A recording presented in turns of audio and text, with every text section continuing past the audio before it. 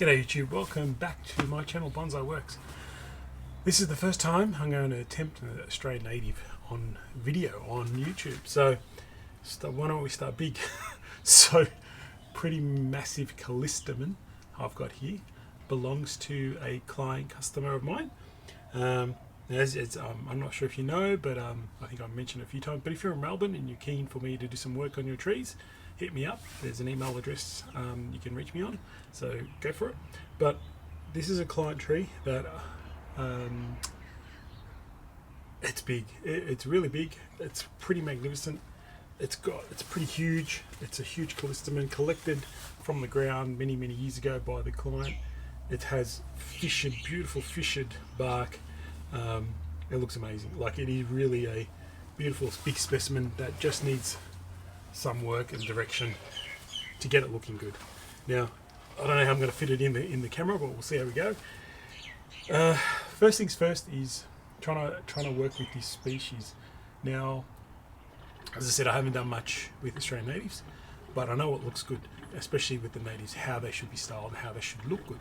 Looking at some of the experts in Melbourne, some of the best around we've got in Melbourne here, and Victoria. So looking at their species and their specimens, especially at these shows, you know how natives should be styled, not the traditional Japanese style pines and stuff like that. The more deciduous looking natural trees. But with natives, there's something a bit more dynamic in their nature. You need to think about. I like to see them when I see Australian natives in the bush or out in the open. The really big old specimens have really unusual branching and pads and definition. So it'll be interesting to see what I can come up with. But really the hardest thing was trying to pick the front on this tree. So I'll try and get the right front so I can have a look for you guys. So this has a number of really good features, like probably the widest base is there. When you can see, that's the widest you can see, but there's this really interesting branch right here that pops into your eye, so really can't use that directly. Now if I can spin it all the way around the other way without falling, there's a really cool big base here too as well, but I think this one had there's some interesting branches here that are going to cross the trunk. Now I thought this probably is another good choice, one choice. The whole tree leans away, which isn't too bad. It's quite big and dynamic, but what I'll end up doing is I'll lose this really interesting branch here. Now I'm thinking, my thoughts are, I'm trying to line these up here. Hopefully it's lined up straight with the camera.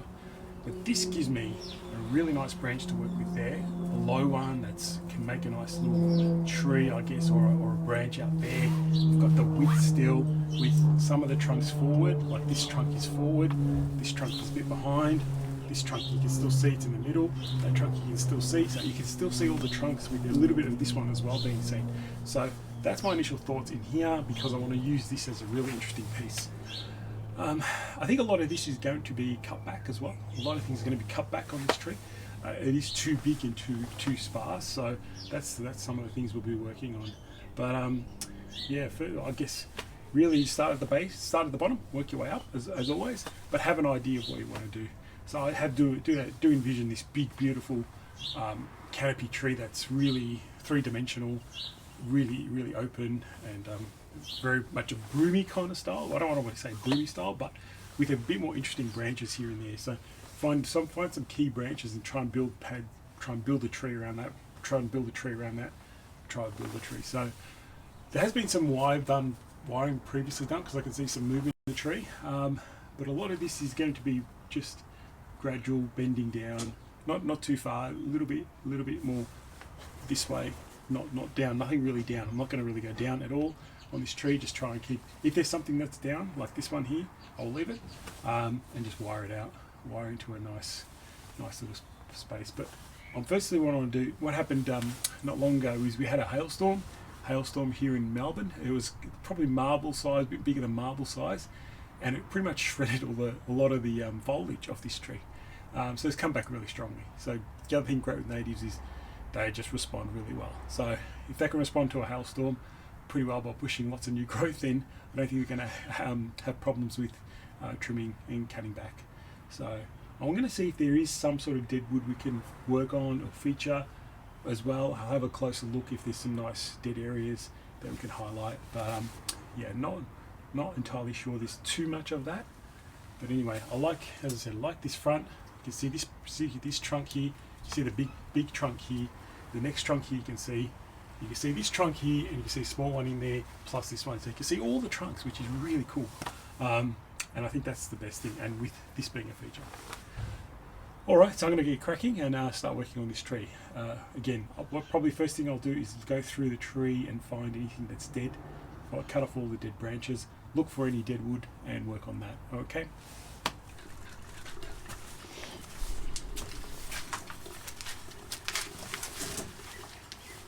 A quick update. It's just some of the things that I've learned whilst working on this tree. Looks like I haven't done much at all, but I've only actually wired a couple of these branches in here. A couple of things is I've been informed, I've been taught by some of the experts here in Melbourne that they use copper wire, and I have to say I 100% agree. You really need copper wire on these trees. The branches are really tough to bend, and if I tried to use aluminium, I think I'd crack them, most of them. But using copper, I find much more stability in wiring the tree. So definitely need copper. They're not as easily, they don't bend as easily as you think, especially like junipers, how I can twist and bend them. You can never do that to these trees. So you can only really put subtle movement into the branches. So really important to wire these trees when they're young, especially to get the shape you need. So now I'm really just focusing on just getting the branches, they go down and then come up, go down and come up. So just these ones, it's only these two that I've done. Just trying to get some movement out that way, out and up a little bit, just out and up a little bit, trying to create some sort of interest in there. So yes, that's a couple of the quick lessons. So hopefully that helps. So just from my first time approaching this tree, there's a couple of things, and it's quite true. So it's good to listen to the experts. Very important. So copper wire, extremely important, I think, on these trees. Wire them when they're young, because they're actually very tough when they're older to even wire. I don't think you can even wire anything that's finger thick. It just won't bend. So that's just me. Unless you want to put massive copper wire on there, and I don't really want to do that. Sorry, one more thing. Guy wires, I think, are going to be my best friend here. I've already put a guy wire here, pulling this branch down. So I think guy wires are critical as well on Australian natives. I'm going to keep working away. Probably I'm going to just focus a bit more on this side of the tree just a little bit before I move on to this side of the tree. Alright, so we're up to a point where you can see that lower section's been wired and this lower section's been wired. Now I'm coming to the tricky part where it's all this upper growth. Now, problem with this is it's all pointing upwards, and I need to just bring it down a little bit. But the trick's going to be, if I bring something down a little bit, I will have to guy wire. But then I'll also have to think about how long these branches are, because then they fall out of this silhouette. So I'll try and turn the tree around and you'll see what I'm trying to say. So for example, if I bend this down with a guy wire that way, you see how the tips are longer than the periphery of this? I want it to be all shorter. You don't have longer branches up further. That's how I see it anyway. So it's going to be building a tree like that, trimming back, bring down with guy wires, trimming back, wiring all the sub branches, so all the small branches. I'm not going to wire all the main heavy branches at that point, but all the sub branches I'll wire, but I'll trim them back so they fit in the silhouette.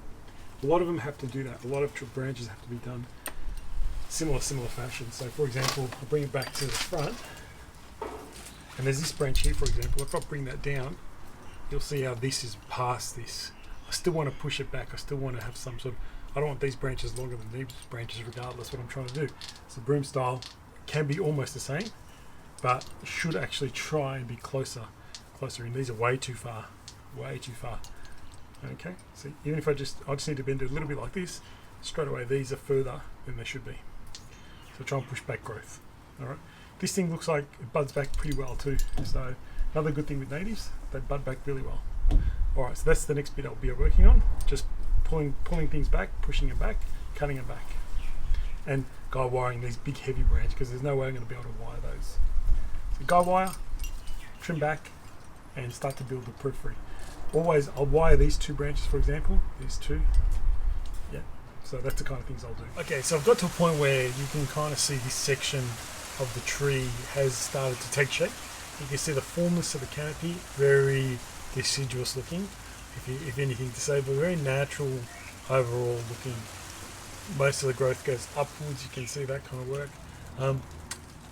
This branch is a little bit of an issue. It's a very straight branch with no back budding. There's a bit of a top here. So a lot of this has to back bud, and having a close look at things that got damaged in the hailstorm, you can see all the buds coming. There's buds further back on the trunk, further back on the branches that are budding out. So no problems with back budding, just give it time. Lots more light comes into this section. Now, keep working through the tree. I just want to show you this side, and that's how it's starting to look. Very nice, full canopy. Once this really fills out, it will be just, you can just start to see hopefully the development of how this area looks. I have got back branching. There's quite a few back branches I still need to work on, but lots more wiring still to happen. Haven't even got to this side of the tree yet, which is really full of growth, so it probably has to be reduced a bit. But now I'm going to try and work through this part of the tree, the middle part, before I hit the back and that other trunk over there. So I'm continuing to work throughout the tree, and I've created the apex of this tree, with this as being the biggest trunk. I've created an apex with these branches. Now it needs time to fill out. There wasn't enough branching up here. The damage from the hailstorm was too much. It's actually wiped a lot of the leaves away, so I haven't got too much going on in this area, but you can probably see the canopy here that will form. You see the canopy here that will form on this side. Now I'm working on this trunk in here, trying to create some sort of canopy in here for this tree, and then this tree at the back I'm trying to work with this branch and these branches to try and create, again, more of a canopy look. I've also got these back branches that I'm going to use to try and create some depth in this tree. They're still quite long, but I'm going to put them in here around here. There's a lot of healthy growth back here to do that. One, I have to say, it was a very challenging tree. It really makes me have to step out of my comfort zone to actually style this tree, but I'm thoroughly enjoying it. It's a real challenge, but it's really fun. Definitely the copper wire has been a huge advantage. I don't know how you would use aluminium on these without using massive gauge aluminium to bend these branches that you need to. But yeah, challenging but fun and enjoyable. Most branches if they're straight up, I'm just giving them a slight bend forward or sideways, just slightly. I want to keep the overall look this way, especially towards the top. They're more going up like this, or being wide down and then back up. So that's another little tip, but I'll do a little spin, but it's not going to be able to see much, but you'll see the parts that I haven't actually wired. So this is almost like a side-on profile. See all the trees that I haven't wired yet, branches, sorry.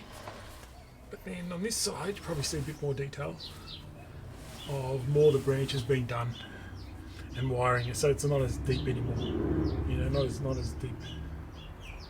Alright, so I'll keep going and we'll come back and see how the tree's going. Here we go with the final product of the initial style of this Australian native Callistemon. My first go at an Australian native. It's a really big tree too, still quite a massive tree. I really like the front that I've chosen. These two line up. Now the interest is when you see this side on, I'll do it now. You'll notice that the main tree, the biggest tree, is towards the front. This is slightly behind, and the other trees are a little bit behind and off center. Now, the one thing I wanted to avoid was having a straight line with the trunks. This avoids a straight line. So when I come back here, which is hard to see in the camera, the fact that it's not a straight line. These trunks are not, if you look at this way, they're not in a straight line. They're actually, this is a straight line. They're actually almost like this, at this angle. So it's good to change that up, create a bit of dynamicness in the tree. There's an area in here that needs to fill out. I have tried to wire a few things in place to try and get that to fill out, but I'd like a bit more growth in here to create a canopy here, a top bit, and a top bit in here. So that's why that tree's over there. A few of these branches still need to lengthen a little bit, I think. This I want to try and act as a smaller tree. I want to get a bit of a canopy happening here, and then a canopy happening up here. One side over there and one side over here. So I've got it in my head, it just needs time now. But for initially putting this together, I think I'm pretty happy with it. I hopefully the client likes it. I'll do a little spin. You can see the difference, like side on now. Pretty sure that's side on. Let me check the front. You can see what I mean by the trunks. Okay. So keep going around. Avoid the curtains.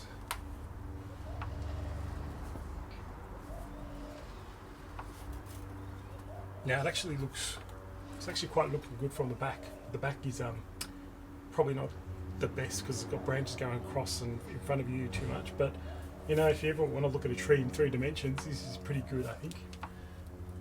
Keep going.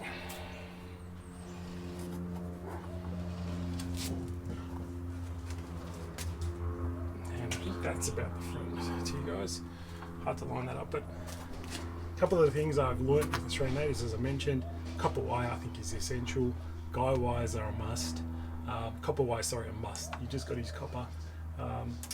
Wire the trees early. If you really want to get movement into them, wire them early, because when at this stage they're actually quite brittle. And you've got to be using copper wire slowly. Like you have to apply wire slowly. It takes a lot longer. But I loved it. Such a challenge, but such a brilliant tree. I can see the future of this tree quite nicely, and hopefully I get to keep working on it. It's really now a matter of getting, at the moment, getting all this to fill in, really fill in the top. The top's quite light on because of the hailstorm attack, or the hailstorm damage. The back's pretty good. Just get this area to fill in, and a few branches to extend a bit lower, and develop this little bit here. So lots of things to work on, and I reckon in a year's time this tree will be totally transformed, totally different. Australian natives have a way of just growing and growing and growing, so throughout the season. So really happy, really excited about this tree, and hopefully get to do more on this tree and other natives. But I like them big. Big natives, big, look good. I think small natives are great too, but I love this size. This size trees are awesome. Awesome to work on. You get the grandeur of the Australian native massive trees, you know. It's really quite exciting. But all in all, I'm really happy with it, and hope you guys enjoyed that. I'm thinking the new camera is working really well, so no more whitewashing, hopefully. So happy. I know I've got lots of complaints about the whitewashing, which is okay. But now I think with the new camera should be much more better and much more detailed. Alright guys, that's really it. Ask me any questions, happy to answer them. See you next time.